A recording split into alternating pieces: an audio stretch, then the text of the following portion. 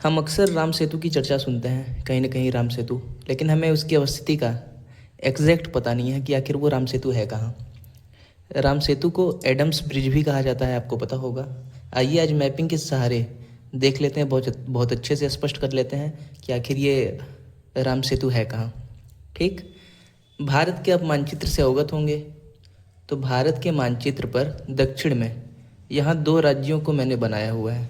दक्षिण में भारत में यहाँ दक्षिण में दो राज्य हैं। एक इधर मैंने केरल को बनाया हुआ है और इधर मैंने तमिलनाडु को बनाया हुआ है। ये तमिलनाडु का राज्य है, ठीक है। और इसके इधर ये जो मैंने छोटा सा ये जो द्वीपीय देश बनाया हुआ है, ये श्रीलंका है, अपना पड़ोसी देश श्रीलंका। श्रीलंका एक द्वीपीय देश है, आपको पता होगा। इसके बीच में कुछ मैंने ये गुलाबी कलर से जल का कुछ क्षेत्र बनाया हुआ है, ठीक। इधर पाक जल संधि लिखा हुआ है और नीचे पंबन द्वीप लिखा हुआ है। ये चीज़ें आपको इसमें उतनी अच्छे तरीके से स्पष्ट नहीं समझ में आ रही होंगी। मैं इसी चीज़ को थोड़ा जूम करके आपको दिखाता हूँ। अलग से मैंने इतने हिस्से को अलग से बनाया हुआ है, आइए देखते हैं। ये देखिए, ये मैंने अलग से बनाया हुआ है। ये बड़ा वाला क्षेत्र इधर का तमिलनाडु को प्रदर्शित करता है और इधर का क्षेत्र ये सकरा वाला ये केरल राज्य को संदर्भित करता है, ठीक।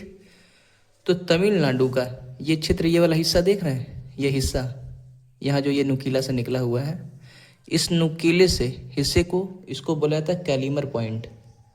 देखो मैंने लिखा है कैलीमर पॉइंट, ठीक।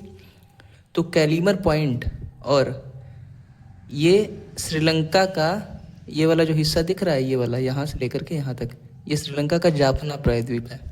कौन सा प्रायद्वीप है? जाफना। तो कैलीमर पॉइंट यानी कि इधर तमिलनाडु और श्रीलंका के बीच ये पाक जल संधि है। आप अक्सर परीक्षाओं में सुनते होंगे कि पाक जल संधि कहाँ है, तो उसका सही उत्तर हो जाता है पाक जल संधि इंडिया यानी कि तमिलनाडु और श्रीलंका के बीच में है। यहाँ पे आपको दिखा दिया। लेकिन हम देखते हैं कि राम सेतु कहाँ है। देखिए, पाक जल संधि के इधर दक्षिण में पाक की खाड़ी है, ठीक। और पाक की खाड़ी में यहाँ कुछ ये द्वीप और कुछ लाइन दिख रहा होगा, है ना। इसके बाद फिर मन्नार की खाड़ी है।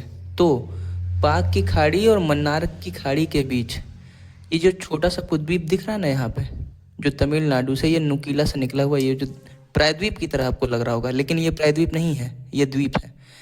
इस द्वीप को बोला जाता है पंबन द्वीप। क्या बोला जाता है? पंबन द्वीप। लिख देता हूँ इधर, पंबन द्वीप, ठीक।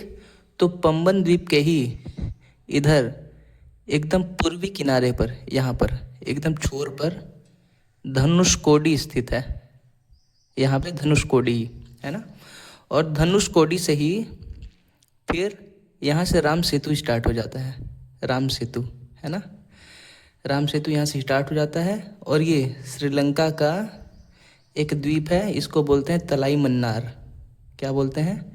तलाई मन्नार, ठीक।